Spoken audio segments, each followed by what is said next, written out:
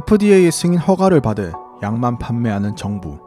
그런데 만약 여러분이 6개월밖에 살지 못한다면 여러분은 임상시험 중인 약을 써보시겠습니까? 사람들은 종종 정부 규제가 자신의 권리를 침해한다고 믿습니다. 보건의료의 자유를 주장하는 사람들이 대표적인 예인데요.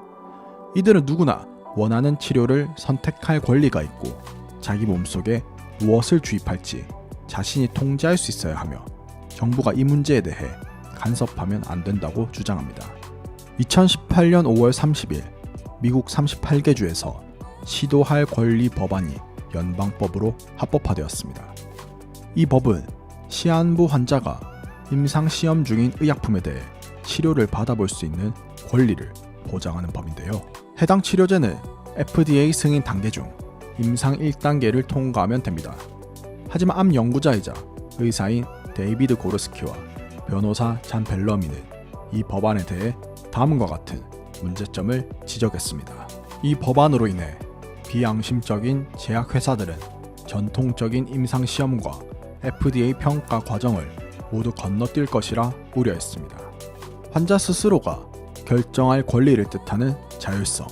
오래전에는 의사에게 전적으로 결정권이 있었지만 지금 환자들이 자신의 건강에 대한 결정권을 갖고 있으며 환자가 이성적으로 판단할 수 있는 상황이라면 생명을 살리는데 꼭 필요한 치료조차 거부할 권리도 갖고 있습니다.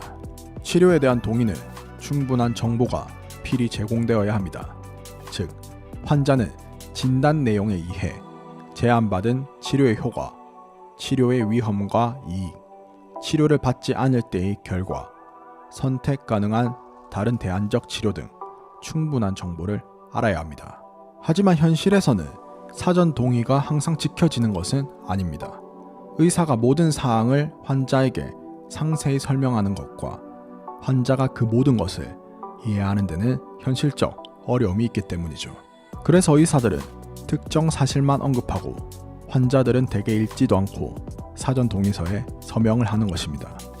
지금도 이러한데 시도할 권리 법안의 영향으로 치료에 대한 정보를 충분히 알지 못한 채 환자들은 임상시험약을 치료제로 선택하고 제약회사들은 이런 환자를 이용해 비싼 가격의 약품을 판매하는 등 많은 문제점들이 발생할 것으로 예상됩니다.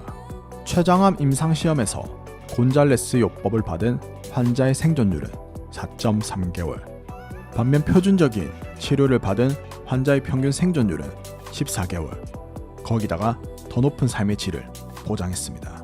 생명을 구할 수 있는 약이라고 저평가된 위험성으로 유혹의 손길을 보내고 있는 임상시험 중인 약. 여러분이 암으로 인해 6개월밖에 살지 못한다면 어떠한 선택을 하시겠습니까?